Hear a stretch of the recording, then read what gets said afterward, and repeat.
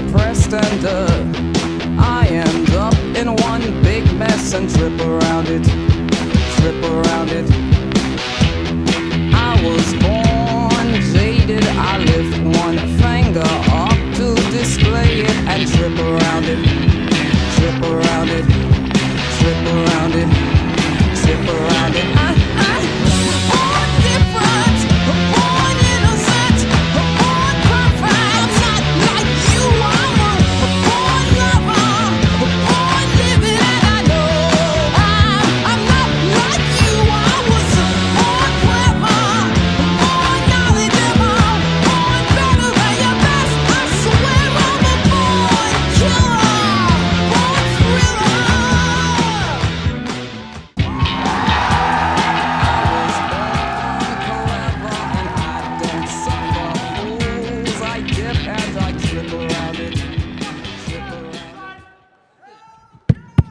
Everyone sit down, it's undignified. Hello and welcome to the very first Jimquisition live here at SGC 2015.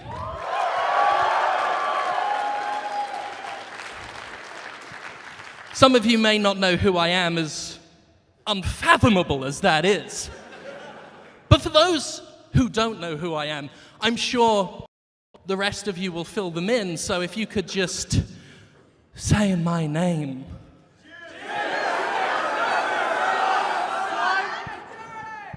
Say my name. Say my name! You're goddamn right. Okay, well, a lot of people turned up. Shit. That means I've got to do an actual show. Okay. Let's start with fabulous prizes. I brought fabulous prizes because I am your redeemer. It is by my hand that you are dragged up from the ashes of this world. But do not, my friends, become addicted to GARM journalism, for it will abandon you and you will resent its absence. So now I'm going to throw some shit at you.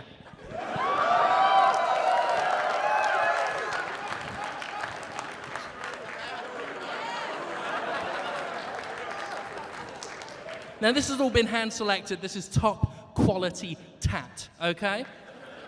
Get ready to catch things. And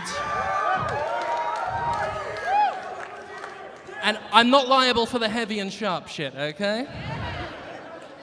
So let's start with this fabulous prize. It's frog plant ties. I don't know what the fuck they are, but they're frogs. What have we here? It's an extension tube. This will sort out all your plumbing needs, okay?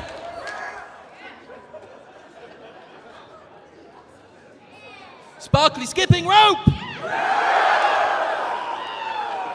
I'm glad it went over there. No need for you to lose out on prizes because of your bad seating decisions.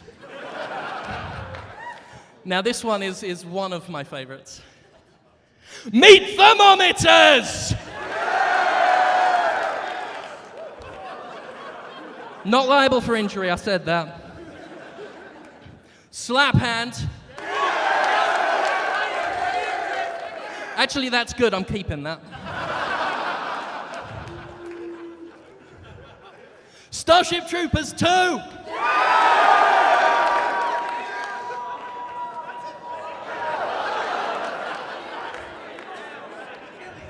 Holy shit, it's Thunderdome down there. Now, I realize because I have the powerful arms of a Herculean hero, I'm throwing things very far. So I'm going to do some dainty throws for the fronters. So, prepare for the glow sticks. Okay, hold it.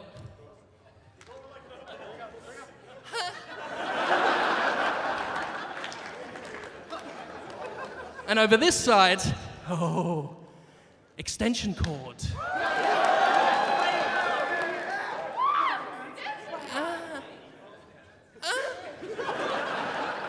Brilliant. 10 latex gloves. And a superficially damaged box of bazookas I stole from a shop.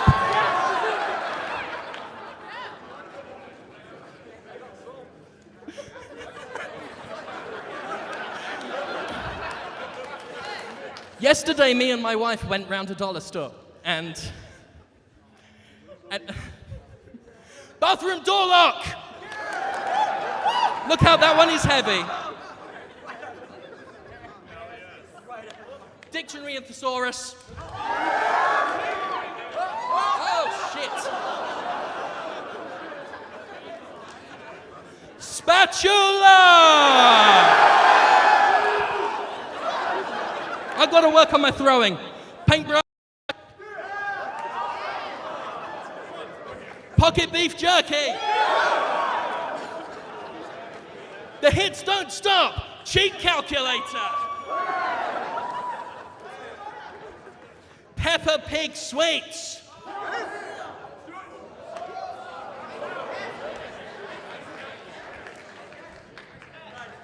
Hanson Monsanson birthday card, sans envelope.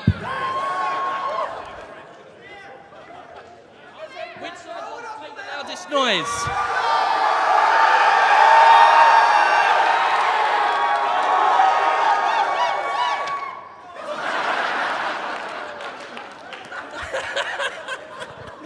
Scrabble for my amusement, dogs! This is my personal favorite. Fucking gloves, pieces of shit, too big for me. Kyle Bossman was right. Okay, closet rod hook. Right?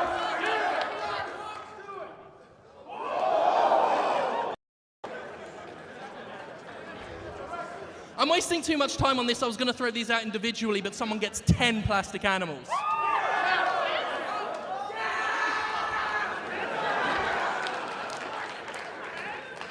Drill bit!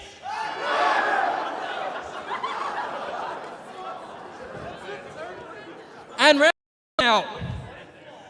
This package is entirely in red. I can't see a fucking thing. Sense hanging palms. That was a classic fake out. Oh, you want the fucking back?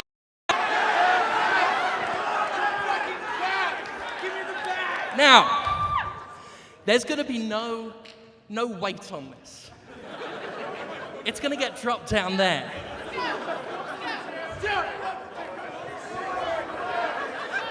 Ourselves, dogs.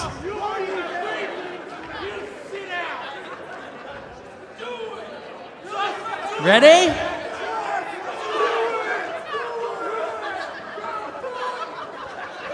Dance! Dance for me!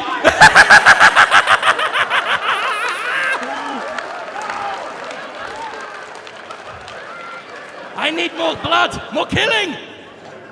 Fight! Fight! And I will carry you to Valhalla shiny and chrome!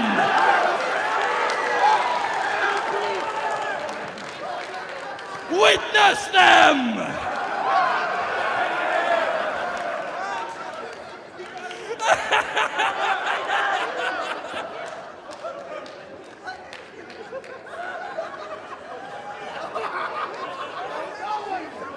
I'm not responsible for any of it. That's not my fault. That's not my fault.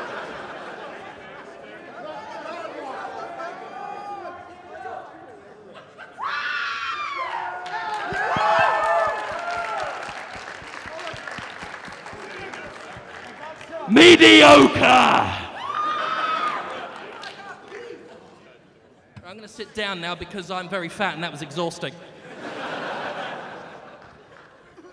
How are you all?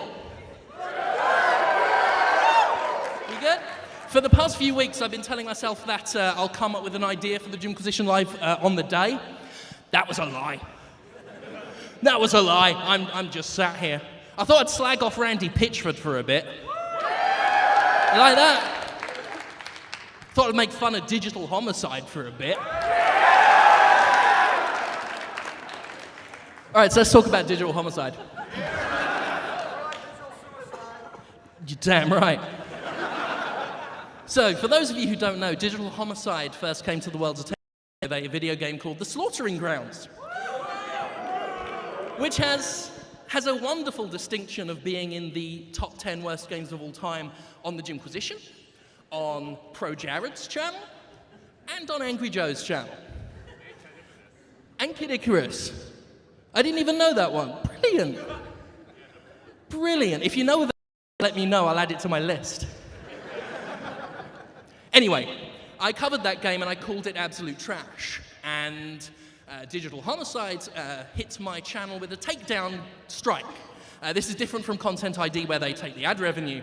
This was them taking the video down, censoring it, ostensibly, so that, you know, no one could see it because they didn't like criticism. These guys also did a Review the Reviewer video where they annotated my original Let's Play video and coined such wonderful phrases as Jim fucking Sterling, son.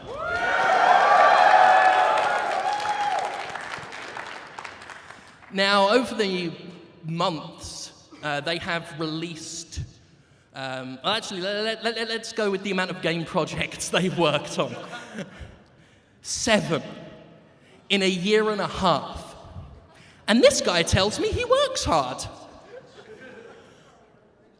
Their latest game is on Steam Greenlight now, and I've deliberately not talked about it until now, because I'm running a little experiment. And the results of that experiment have come in. They came in a minute after the game went live, but I was milking it for amusement. Because if any of you heard the Digital Homicide interview I did,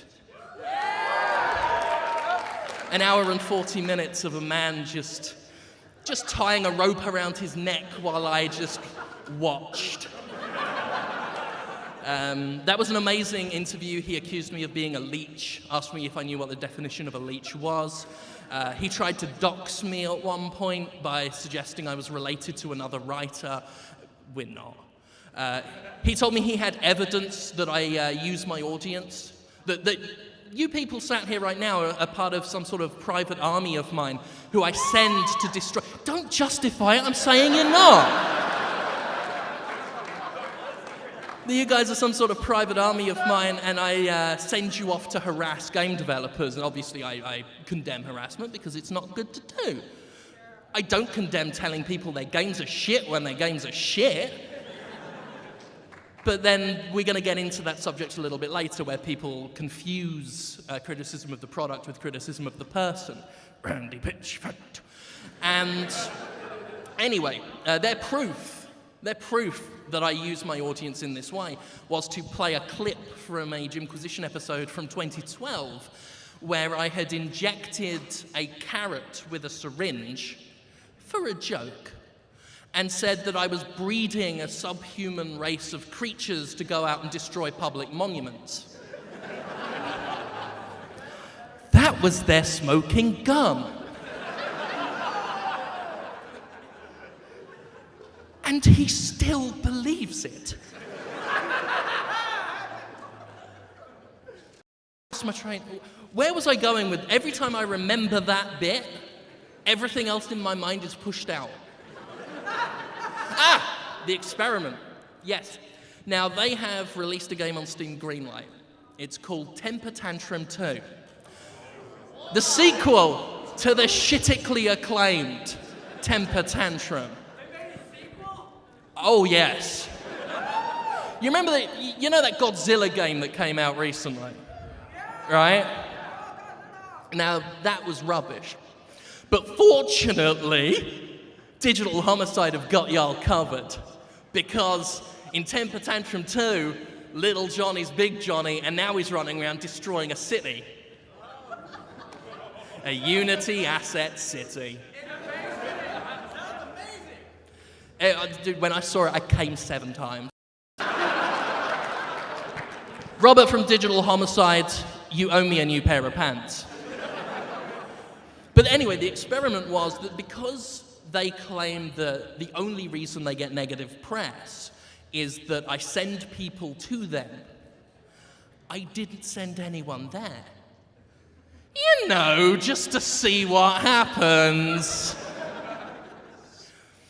At last count, and this was Thursday, because I've not checked since, they were on 9 pages of comments, calling them wankers and talking about asset flips and everything. I have been notified 5 times by fans, as of Thursday, because I've not checked a lot of stuff lately, telling me that I've got to go and do it. Because that's the thing that they don't realize is I'm the one that gets sent to do these things. I don't send you guys. You guys tell me to go cover stuff. So I'm going to be publishing the results of that experiment when I get back.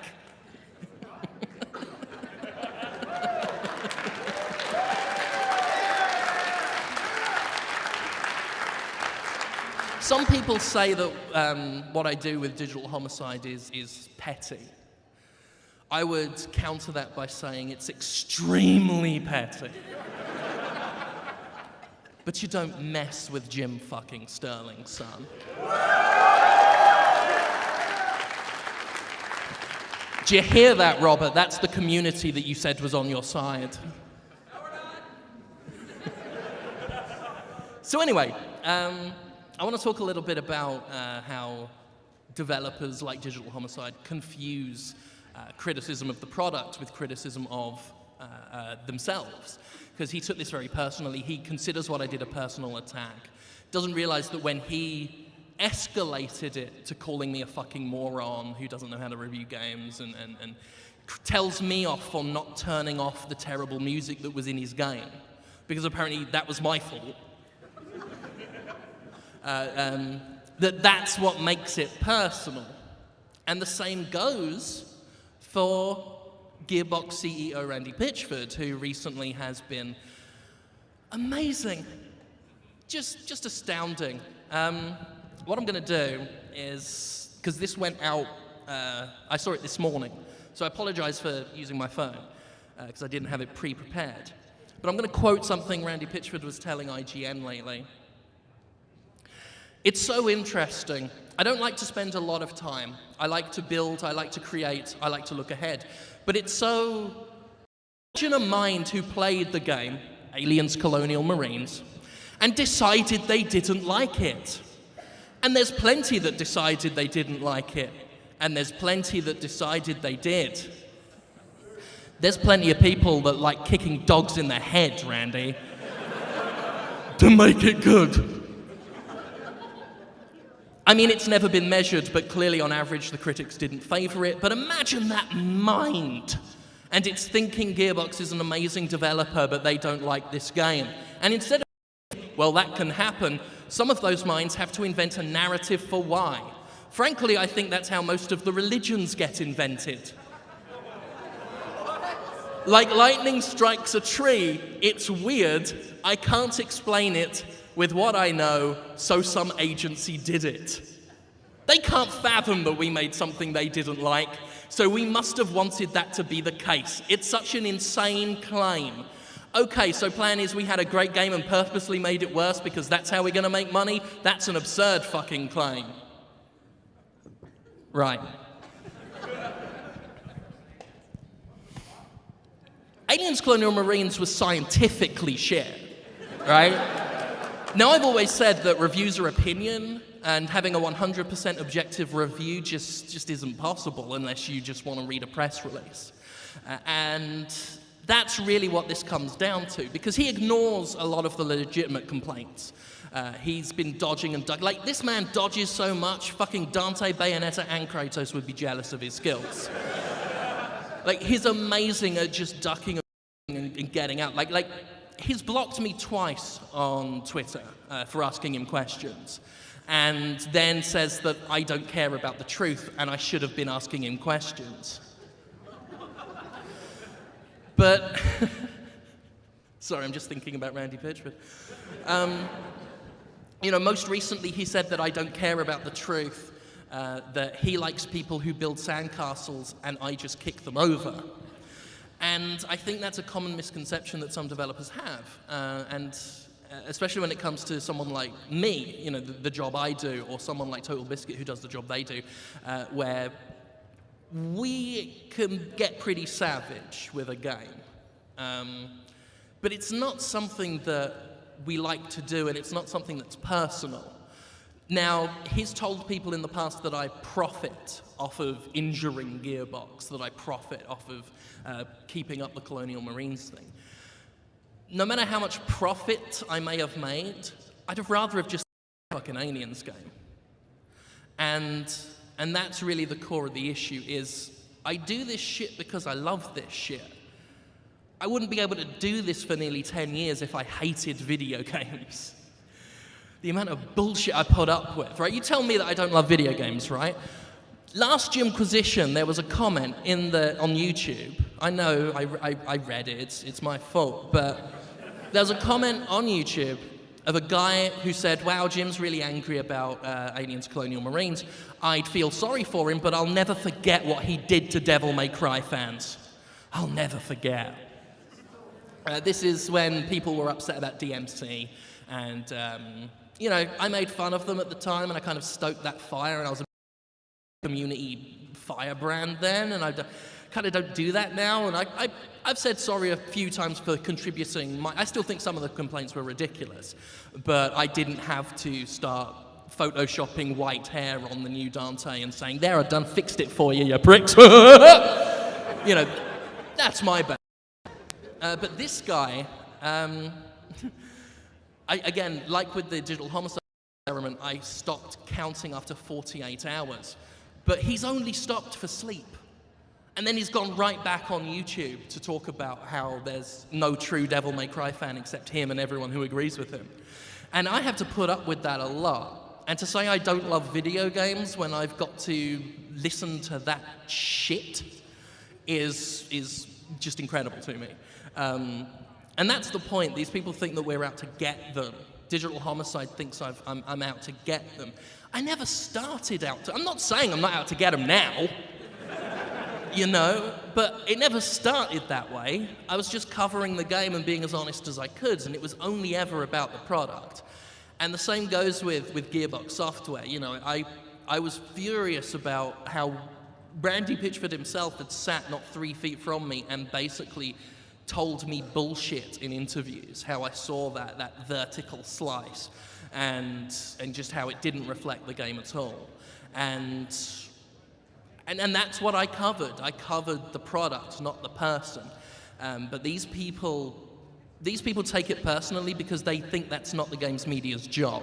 They think the games media's job is to do what they tell them, is to say what they tell them to say. And while we're on the subject of Randy, nowhere was that more evidenced than when a new Borderlands, I think it was Borderlands 2, was ready to be announced. And Eurogamer had the announcement. Eurogamer put this post, said Borderlands 2 is on the way, shared a load of details. And Randy Pitchford got upset because Game Informer had the exclusive. They had the hype that they'd already agreed to. And he called what Eurogamer did shoddy journalism. He said it's shoddy journalism that they basically didn't agree to an embargo that someone else had agreed to.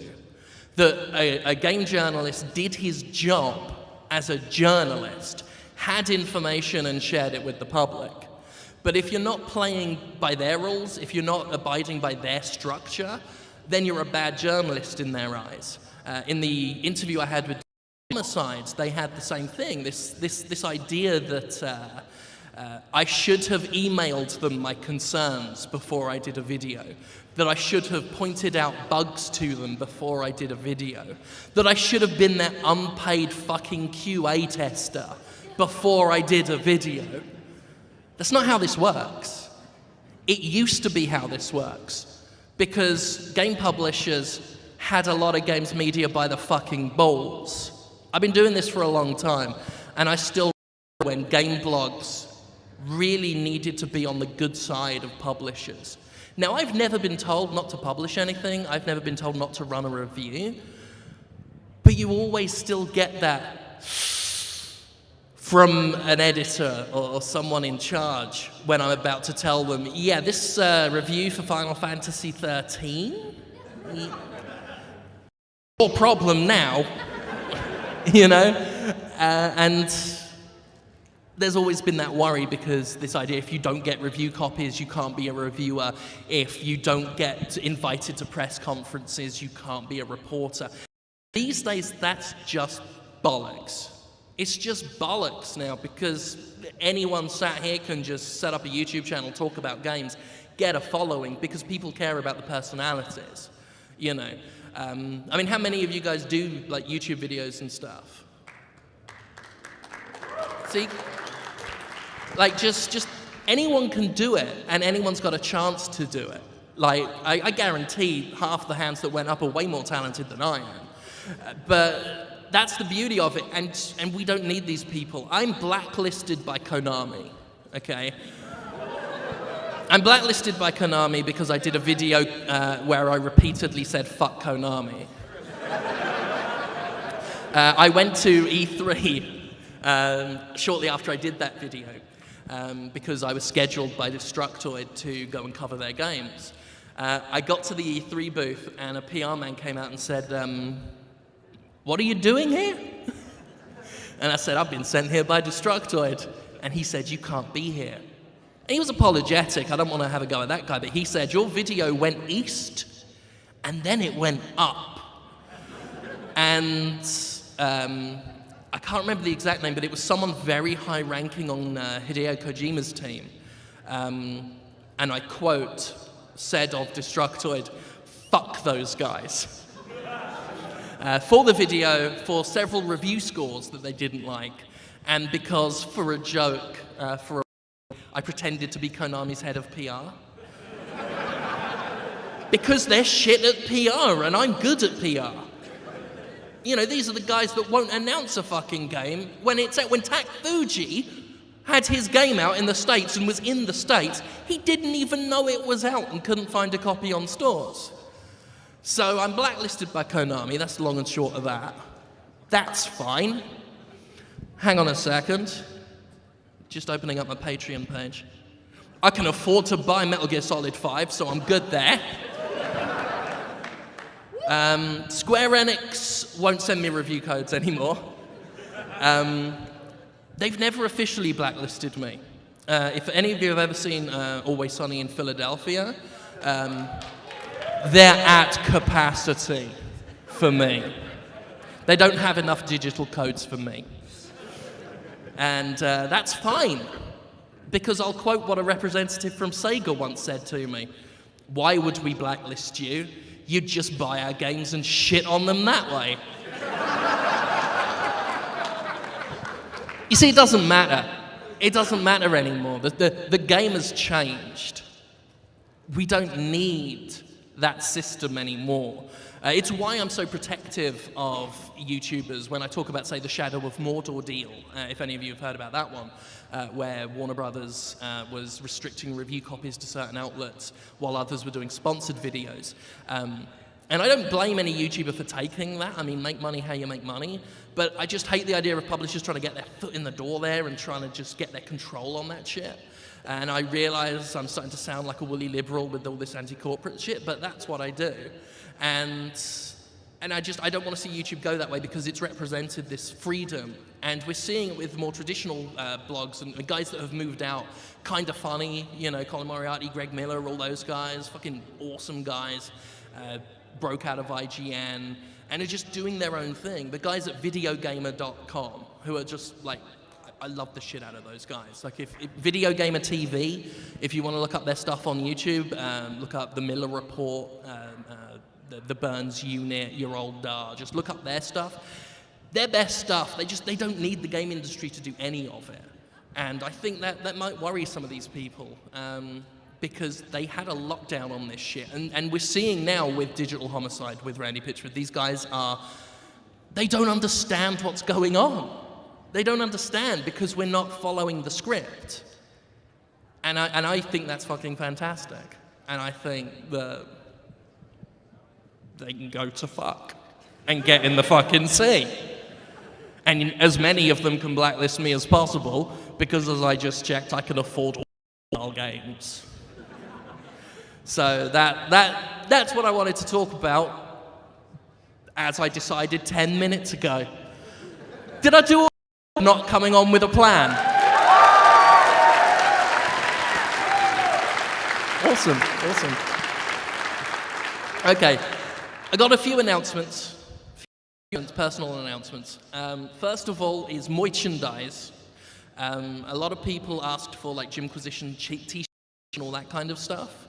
I wish I had stuff to. This was all last minute. My schedule's been so like buggered, but I don't have like images or anything yet. I'm working with an artist called David North. I'm working with an artist called Crystal Renee. There's going to be t-shirts on sharkrobot.com. Sharkrobot.com are my favorite shirt guys because they go up to fucking fat sizes, which is just fantastic for me. So we're going to get some stuff designed. Yes, I've seen the designs. They're very good. There's obviously going to be a Thank God For Me shirt, a Jim fucking Sterling Son shirt. David North is doing stuff that's not specifically Jimquisition branded, but are basically shirts that I want to wear that no one else makes. Like no one does a t-shirt of Mysterio from Spider-Man. Why would they? Why would they? But I really like him because he's fucking awesome, right? So we've got a Mysterio shirt coming. We've got a Sonic the Hedgehog style shirt that I've wanted to do for years, and it's incredible. David North is fantastic, and you will all want this shirt.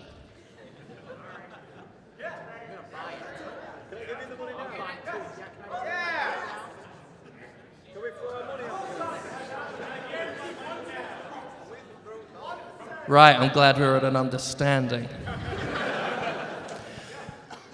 Second announcement. Some of you may know that I do a little bit of voice acting on the side. I've done stuff in the Channel House trilogy, in jazz punk. I'm going to be in Mike Bittle's volume that's out next month. And I don't know how many of you have heard of We Happy Few. Those of you not clapping are making a mistake, because you really should check it out.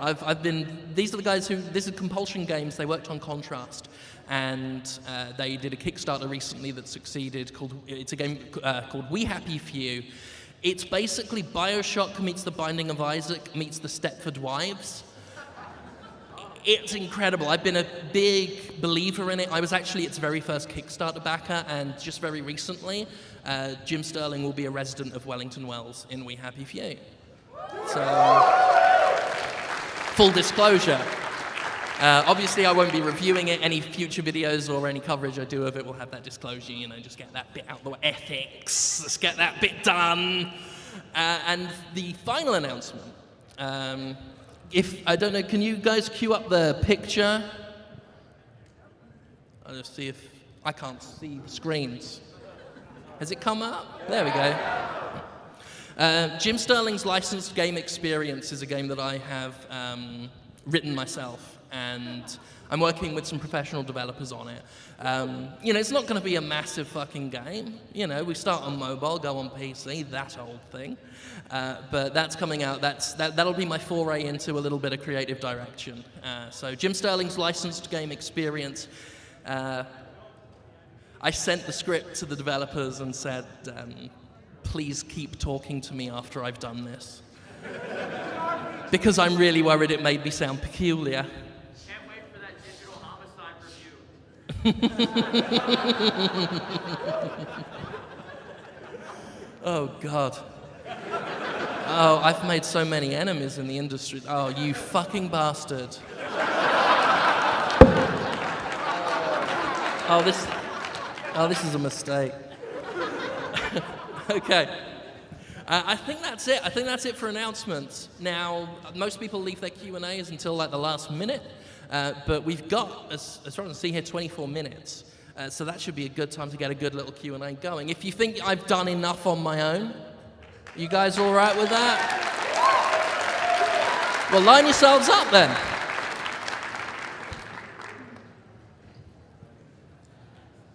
I was going to have a joke about Digital Homicide, but you did enough jokes about them, so I'll skip that one. No, do it. Oh, okay. So I only heard about Screw Attack Games because of you talking about it at the end of your Jimquisition. Had I have known that all I had to do to get a one-on-one with you, put out a few crappy games and call you out on Twitter, I would have done that. It's usually the quickest way, yeah. So recently I picked up a Wii U and a PS4, and I kind of feel like the games media kind of does an unfair to Nintendo. They kind of call their system failing, even though it doesn't really lag that far behind Xbox. They have lots of games that are over 1 million copies, and then the second they announce that they're working on a system, it's automatically the death of the Wii U, even though recently they've already been talking about Sony working on a system also. So do you feel like there's kind of like this double favoritism? Like they'll bash Nintendo on that end, but then praise Sony on doing the same exact thing? Probably. Yeah, probably. I mean, Nintendo's an odd one because they are so unlike other game companies, and it often throws people for a loop. And I'll be the first to admit, half the time I don't understand what the fuck Nintendo's doing.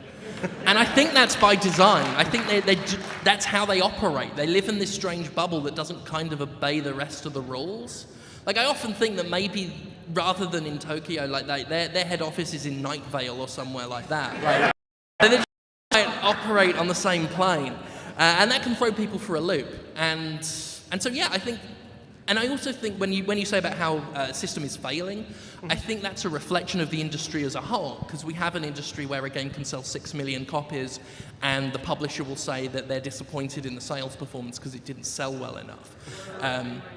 You look at, say, the last generation where everyone said how the PS3 was failing, it still sold a shitload. It just didn't sell as much as the others. But we have such an extremist way of thinking that if you're not in the front line, if you're not on top of the mountain, you're right at the bottom. When the truth is, you're probably just you're on the snowy bit.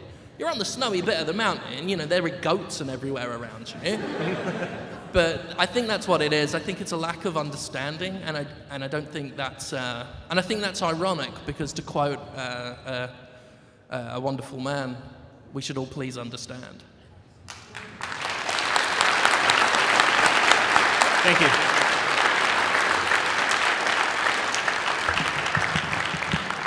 Hello there, first time Jim Sterling question asker, so I'm going to open with a request.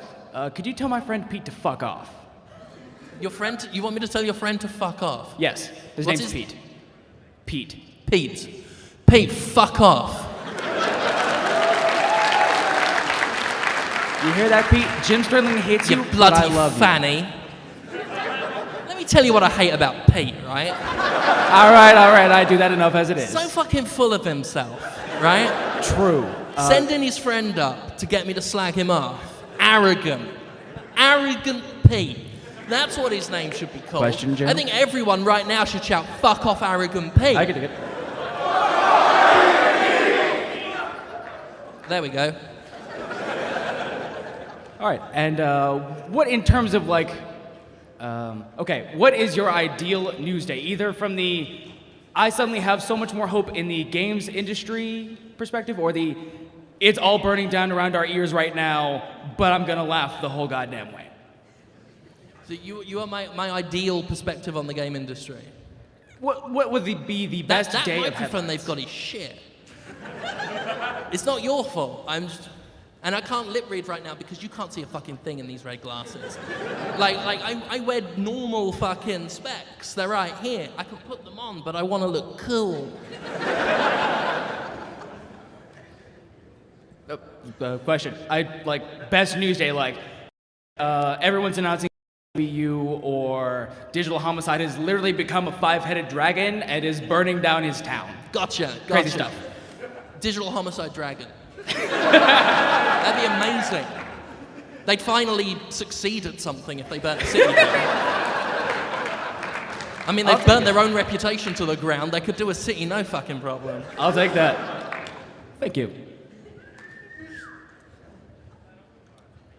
First of all, I just want to say thank you so much for everything you do and for having a Mysterio shirt designed, because I fucking love Mysterio. And Damn right. He's always been my favorite Spider-Man villain, Round of and he does applause not for get enough Mysterio. credit.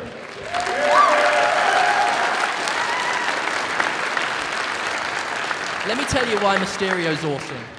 We'll get to your question. But you started it by talking about Mysterio. I mean, please. Now, Mysterio, as written by Dan Slott, is just a beautiful thing to behold.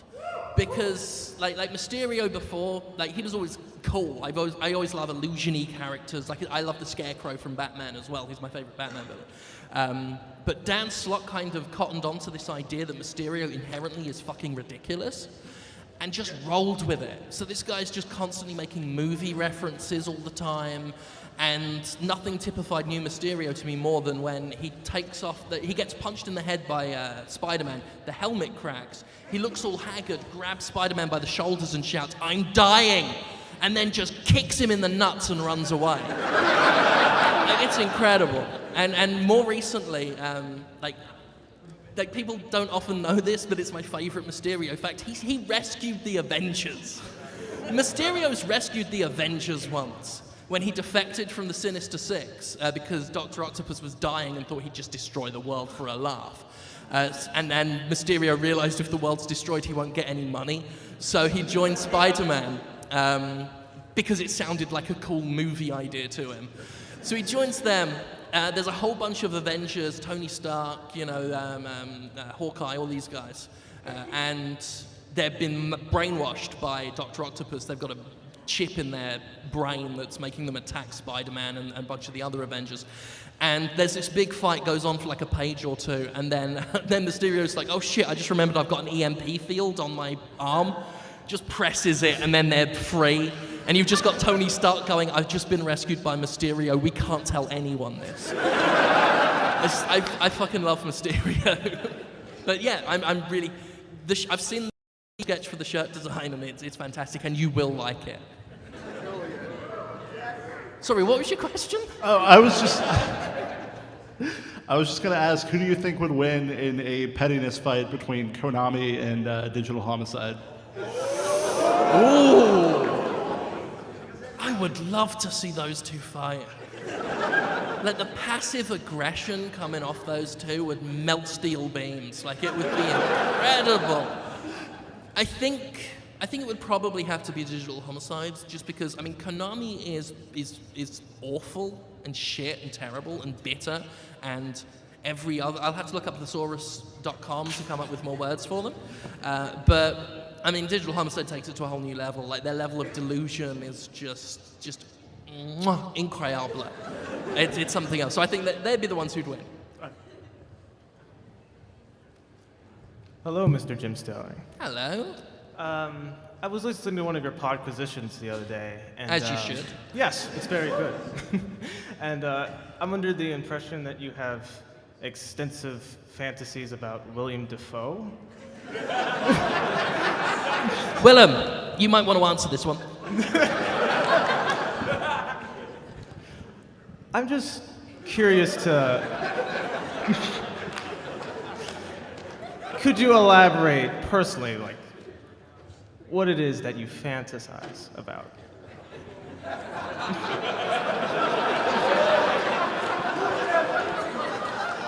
He touches me, shut up! You're lucky I let you out of the box. I think for me, what I would love most is for cloning to be a thing, so that we can clone lots of Willem Dafoes. Like, how many people are in the world? In the 90s, it was 6 billion. It's got to be more than that now. 7 billion? That's a slow exchange rate. Right, 7 billion. I mean, it doesn't sound so much now, does it? 7 billion, right? We get 7 billion Willem Dafoes, probably have to be on Mars or somewhere. There's not enough room on this planet. But it's all right, we won't need all of him. We just need the face.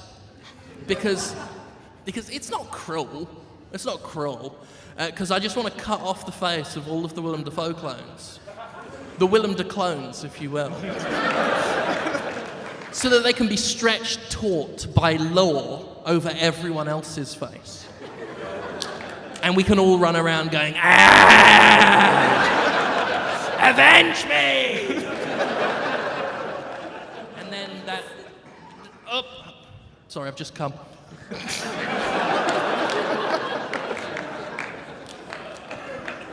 Oh, okay, that's... I'm good. But yeah, that's my fantasy. Yeah, thank you for elaborating on that. You're welcome. Jim, I just want to let you know. I know your secret. I've heard rumors around the convention. You are secretly a body pillow.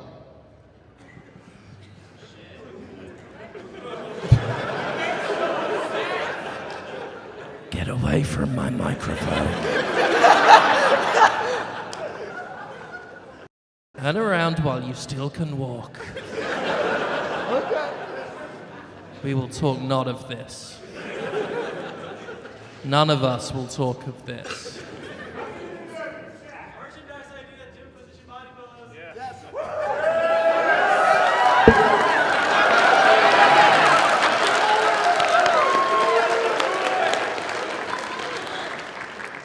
I'll have a word with my merchandisers. Hello, Jim. Hello.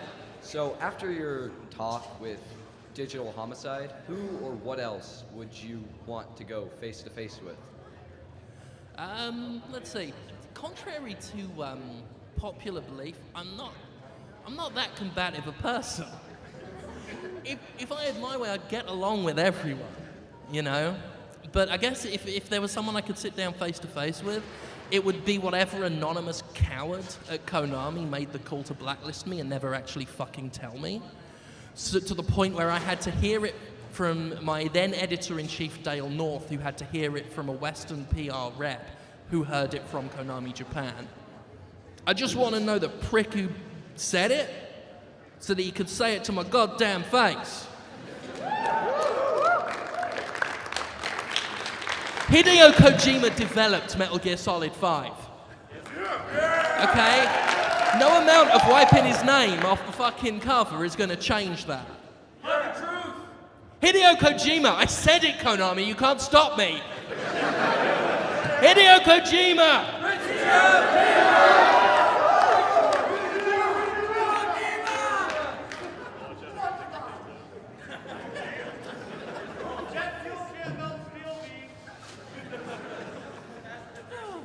What a night we're having. Hello. I was just wondering, because it's been on my head for a while. Do you use whole milk or 2% milk? And do you dip your cookies in the milk with your fingers, or do you use like a special contraption to dip the milk?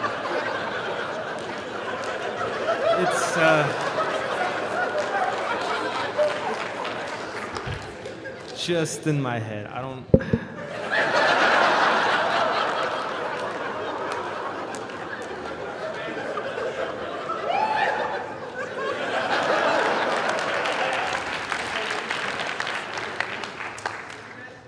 Well, and this is a really old callback, but I don't do anything with milk because, as some of you who may have watched very old Jimquisitions will know, 2016's my year. And I would like to officially, as I hinted at many years ago, officially announce my candidacy for the US presidency. With my vice president, milk. Sterling Milk 2016. Let's give America good calcium and strong bones. Mr. Skelton, Secretary of State. So yeah, that's Milk's my running buddy. Thank you. Hey, Jim. I love Me. you, but also, Me again, just have it again. damn it, you voice acted, I'm blanking on the name, something punk.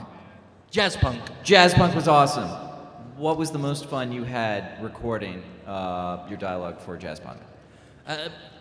None of it was fun because I had like really bad flu when I recorded it. Now, and I don't have a professional studio, so what I do is I have like heavy blanket duvets over my head, encapsulating the screen with the microphone there to reduce the echo. I don't bother doing it for Jimquisition, it's too much fucking hassle. No one's complained, so fuck it.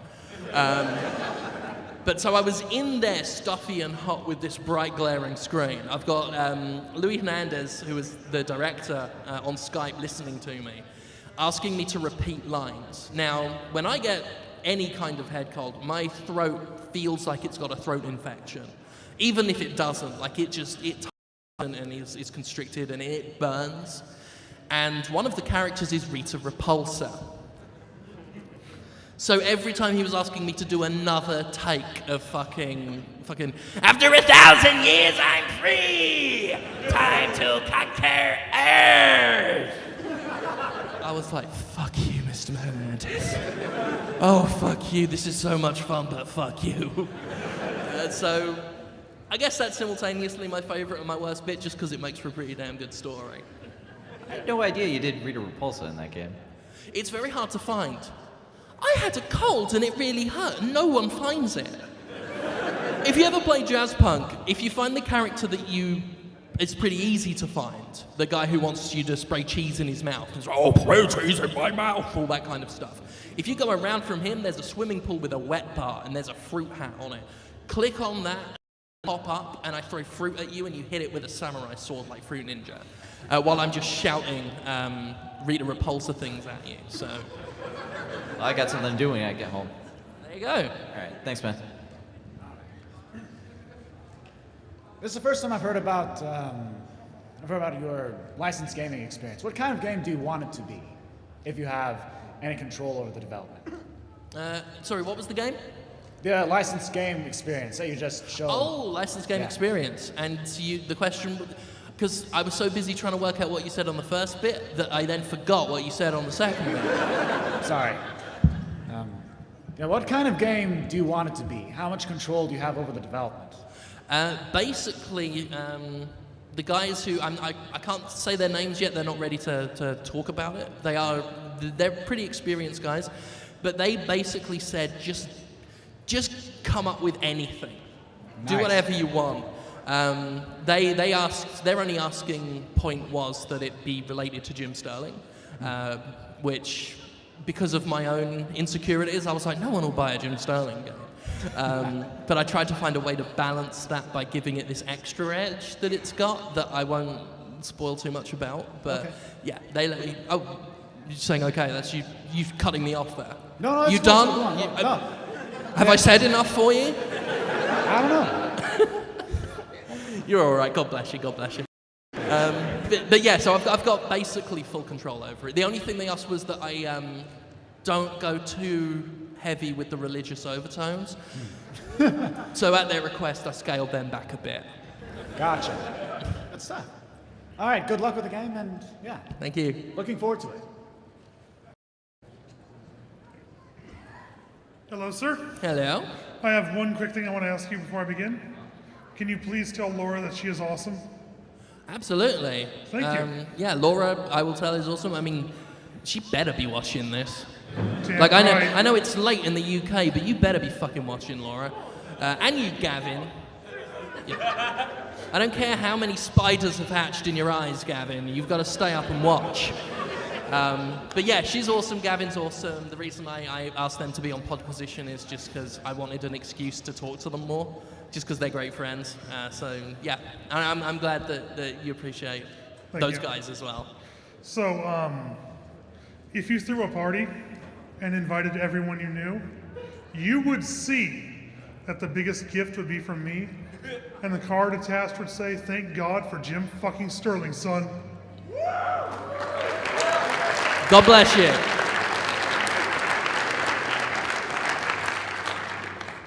Hey Jim, I don't actually think you have to worry about Konami anymore. I don't think they're a video game company. I think they run health clubs or something. That's why. I don't even think they know that I don't even think they've ever known they're video game developers. I honestly think so too. And second off, the digital homicide thing. I only listened to the last couple seconds because someone posted on Twitter or something. Are we even sure that was the real digital homicide guy? Because it sounded like someone was telling him what to say. Like he. There was another guy there. Yeah, there was another guy there. Like, there was another guy there. This is. Are we sure this isn't some guy he found off the street? Some people think that I was, maybe a bit too cruel with with Robert, but they don't realize that it was a 2-on-1 fight. You just didn't hear. The other one was feeding him from their 13-page dossier they've got on me. And they still couldn't claw a win. From what I can tell, because it's well known that the guy in charge of Digital Homicide goes by the name of James, and Robert claims to be the programmer, so it's fairly certain that they're a two-man studio, so I don't doubt, especially, I mean, otherwise he was a fantastic fucking actor because he sounded like a salty little boy. I mean, like, genuinely, if he was just some dude off the street, like, I got to start hiring people off the street to do my job for me. So I think they're a two-man group, and the other guy, because I know the other guy is the one who hit me with the claim and everything. So I think it was them working together, and he was feeding him stuff. So I do believe it was him. Hello, Mr. Sterling. Jim, if I may. Oh, hey, I'm on the screen. Sorry. I was wondering, as you and a few other people like you, Kind of Funny, like Movie Bob, a few others, starting to leave their online games journalism, their original outlets, to strike it out on their own. What do you see within like the next, I don't know, like 5 years at the most, happening to more traditional game journalism outlets like the ones you've worked at previously, like some of the bigger ones? Maybe they won't get injured as much or hurt as much, but what do you see them happening to them? They've got to adapt. You've got to adapt and survive or you'll die. I mean, you look at things like GameTrailers.com. Now, these guys used to roll video content, but when YouTube came out and made video viewing easier and faster and more convenient, they never really gave up their player, and their player isn't very good, but they could run their own ads on it and make more money on it. Some of the sites I've worked at have struggled with this, where they have their own video players, because that's how they make their money, because they can't make money off YouTube because they don't kind of understand how. So they stick with their old video player that no one fucking likes, with ads that are worse than stuff on YouTube. And those are the guys that are going to tank unless they find a way out of it. Like, you've just got to evolve, and I understand the resistance to that because it's a threat. And I used to feel that way. I mean, you look at what I do now, and if you could just imagine 5 years ago, I used to protest with Destructoid because they used to go, video's the future, and I used to be, I'm a writer, damn it! You'll never catch me doing videos. But if you can't adapt, you won't survive. So I think that's what it is. And I think a lot of people realize that because the old business model is so page views driven and so ads driven, individual people don't matter anymore. Because ad block's a thing now, so it doesn't matter how many views you get on a page anymore, because most of it gets blocked by ads. So they want to look at sponsored content or BuzzFeed-style articles and that kind of stuff. This stuff that just drives people in droves without any personalities. And there's no room for people like me in old media, I don't think, or at least there's less room. People, you wouldn't think it, but you look at the places I've worked at, and I'm surprisingly disposable there, because page views doesn't matter. It doesn't matter how big an audience you have anymore there. And I don't want that to be the case, because my audience is very important to me, and I don't want them to be considered just chaff in the wind. So I think it's important that people are going to this model where the audience can support guys directly, because that's value. That's the only way that people who can draw a crowd can really feel like what they're doing is worth it. Because it's heartbreaking to work at an established outlet and just be considered disposable because you won't tell them that your latest video is sponsored by Mountain Dew. So yeah, I think I rambled a lot in that. I'm sorry if I didn't make any fucking sense. You made perfect sense, thank you. But yeah, adapt or die. That's the bottom line. I'm showing up as 0000 on here, so I think I fucked up by rambling. Let's do, I apologize to everyone, but we'll do one more, and then I'll be in the autograph #1 room or something, and I just sign things, we'll talk about shit. Hand jobs are negotiable. So one more.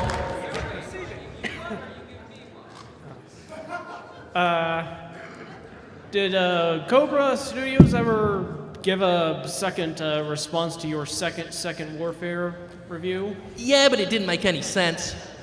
They just rambled again that I'm a bad person. And they've not put a trailer up, because they're on Greenlight again with Island Light 2, and they haven't put a video up. But I'm refreshing the page until they do. So that's it. That'll be me. Thank you all for coming. Thanks to everyone on social media who were simultaneously encouraging me, because this is the first time I've ever done a solo thing. So I've been panicking, and I'm glad you were all here and enjoyed it. So thank you for that.